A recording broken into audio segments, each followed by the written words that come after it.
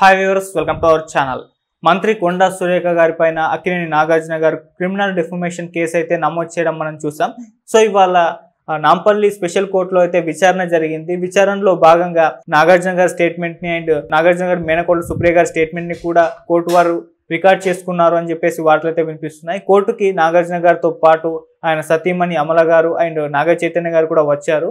అయితే నాగార్జున గారి స్టేట్మెంట్ ను ఒక్కసారిగా చూసుకుంటే ఆయన అంటే కొండా సురేఖ గారి వ్యాఖ్యలు మా ఫ్యామిలీ పరువు ప్రతిష్టలను దెబ్బతీసే విధంగా ఉన్నాయి, ఆమె అనుచిత వ్యాఖ్యలు చేయడం అస్సలు సరికాదు, ఆ రాజకీయ విమర్శలో భాగంగా తన పేరుని నాగ చైతన్య అండ్ సమంత గారి పేర్లను తీసుకువచ్చారు, ఈ మంత్రి స్థానంలో ఉండి ఇటువంటి వ్యాఖ్యలు చేయడం సరికాదు, ఆమె పైన క్రిమినల్ చర్యలు తీసుకోవాలని చెప్పేసి చెప్పినట్టుగా వార్తలు వినిపిస్తున్నాయి. ఇక ఆయన మేనకోడలు సుప్రియ గారి వ్యాఖ్యల్ని కూడా కోర్టు వారు రికార్డ్ చేసుకున్నారు. ఆమె స్టేట్మెంట్ ఒక్కసారిగా చూసుకుంటే మా ఫ్యామిలీ ఆమె వ్యాఖ్యల తర్వాత చాలా మానసిక క్షోభకు గురైంది, దేశవ్యాప్తంగా కూడా తమ ఫ్యామిలీ పైన ప్రభావం చూపించింది, తమ ఫ్యామిలీకి చాలా డ్యామేజ్ జరిగింది, ఒక మంత్రి స్థానంలో ఉండి ఇటువంటి వ్యాఖ్యలు చేయడం అస్సలు సరికాదు, ఆమె పైన క్రిమినల్ చర్యలు తీసుకోవాలని సుప్రియ గారు కూడా చెప్పినట్టుగా వార్తలు అయితే వినిపిస్తున్నాయి.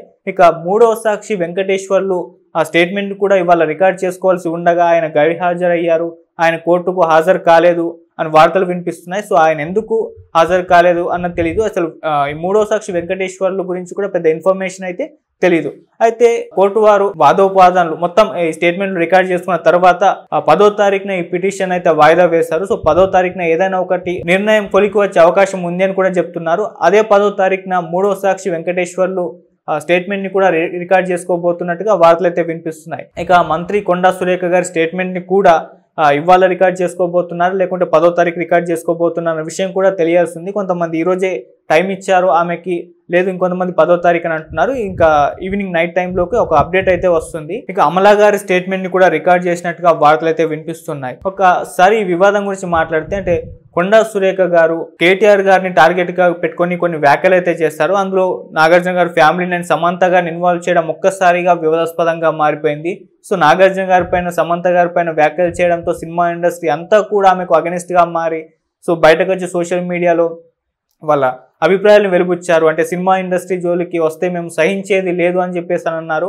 అంటే రాజకీయ విమర్శల కారణంగా మా ఫ్యామిలీని మా సినిమా వాళ్ళని ఇందులోకి లాగుతున్నారు అని చెప్పేసి కూడా వాళ్ళు ఒక వార్నింగ్ ఇచ్చినట్టుగా అయితే మనం అనుకోవచ్చు.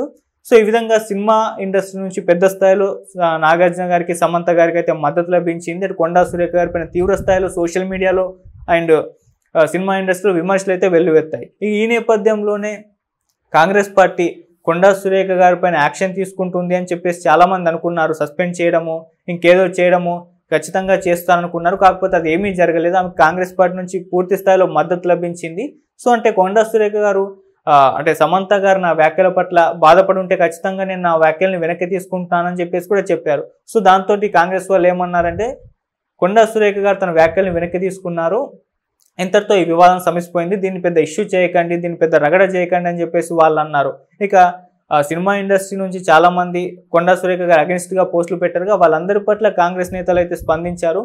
కొండా సురేఖ గారి పైన బీఆర్ఎస్ వాళ్ళు అండ్ బీఆర్ఎస్ నేతలు వాళ్ళ సోషల్ మీడియాలో పూర్తి స్థాయిలో ట్రోలింగ్ చేశారు. మరి అప్పుడు సినిమా వాళ్ళు ఎందుకు స్పందించలేదని చెప్పేసి కూడా క్వశ్చన్ చేశారు. ఆమె తన వ్యాఖ్యల్ని వెనక్కి తీసుకున్న తర్వాత మీరు ఎందుకు ఈ విధంగా ట్రోల్ చేస్తున్నారు, ఈ విధంగా విమర్శలు చేస్తున్నారు అని చెప్పేసి కూడా క్వశ్చన్ చేస్తారు. ఒక మహిళ బీసీ నేత పైన ఈ విధమైన కామెంట్స్ సరికాదు అని చెప్పేసి కూడా కాంగ్రెస్ నేతలు చెప్పడం చూసాం మనం. ఇక నాగార్జున గారు క్రిమినల్ డిఫమేషన్ కేసు ఎప్పుడైతే నమోదు చేస్తారో కాంగ్రెస్ వాళ్ళు కూడా కాస్త గుర్రుగా ఉన్నారని అర్థమైపోయింది. వాళ్ళు కూడా నాగార్జున గారి పైన అంటే ఇది కౌంటర్ వేసేందుకే అన్నట్టుగా ఒక చెరువును నాగార్జున గారు కబ్జా చేసి ఎన్కన్వెన్షన్ కట్టారని చెప్పేసి ఆయన మీద కూడా క్రిమినల్ చర్యలు తీసుకోవాలని చెప్పేసి ఒక కేసు అయితే నమోదు చేశారు. సో ఇది కేవలం నాగార్జున గారు కొండా సురేఖ గారి పైన కేసు నమోదు చేయడం వలన దాన్ని కౌంటర్ వేయడానికి కేసు నమోదు చేశారని చెప్పేసి కూడా వార్తలు అయితే వినిపించాయి. మరోవైపు కొండా సురేఖ గారి అడ్వకేట్ కూడా మాట్లాడుతూ అసలు కొండా సురేఖ గారి మాటల్లో ఏం తప్పు ఉంది, ఆమె ఏం తప్పుగా మాట్లాడింది, అసలు ఎందుకు నాగార్జున గారు పరువు నష్టం దావా వేశారో ఇప్పటికీ అర్థం కావట్లేదు అని చెప్పేసి కూడా ఆయన మీడియా ముందరైతే మాట్లాడుతున్నారు.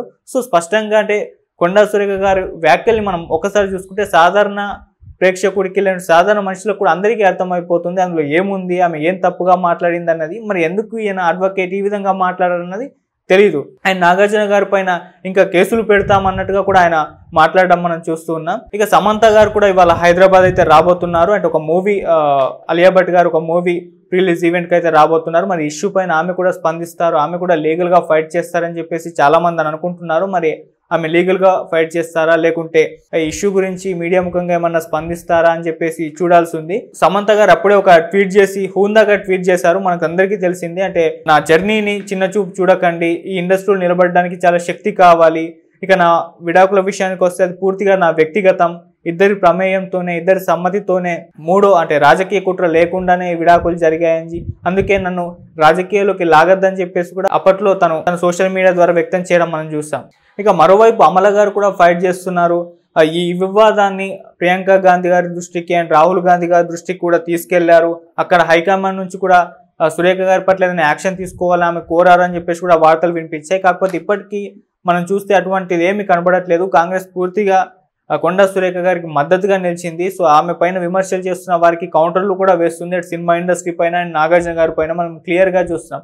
సో ఈ నేపథ్యంలో ఇప్పుడు లీగల్గా ఇవాళ విచారణ జరగడం, నాగార్జున గారి స్టేట్మెంట్ని కోర్టు వారు రికార్డ్ చేసుకోవడం, అటు అమల గారి స్టేట్మెంట్ని అండ్ మేనకోడ సుప్రియ గారి స్టేట్మెంట్ కూడా రికార్డ్ చేసుకుంది. పూర్తిగా వాదోపవాదాలు జరిగిన తర్వాత తమ నిర్ణయాన్ని వెలిబుస్తారని చెప్పేసి కూడా చెప్పడం చూస్తున్నాం. సో 10వ తారీఖున ఇప్పుడైతే ఈ పిటిషన్ని వాయిదా వేశారో 10వ తారీఖున మరి కొండా సురేఖ గారి స్టేట్మెంట్ కూడా రికార్డ్ చేసుకునే అవకాశం ఉంది. అటు 3వ సాక్షి వెంకటేశ్వర్లు కూడా తన స్టేట్మెంట్ ఇవ్వబోతున్నారని వార్తలు వినిపిస్తున్నాయి. మరి వెంకటేశ్వర్లు ఎవరు, ఆయన ఏం స్టేట్మెంట్ ఇవ్వబోతున్నారు అనేది మనం చూడాల్సి ఉంది. మరి వాళ్ళు ఎందుకు రాలేదో కూడా తెలియదు. సో ఏదేమైనా 10వ తారీఖున ఏం జరగబోతుంది, కొండా సురేఖ గారి పైన ఏమైనా యాక్షన్ తీసుకుంటారా, చర్యలు తీసుకుంటారా అని చెప్పేసి సర్వత్రా ఒక ఉత్కంఠ అయితే నెలకొంది. మరి మనం కూడా వెయిట్ చేసి చూద్దాం ఆ రోజు ఏం జరుగుతుందో. Thank you so much.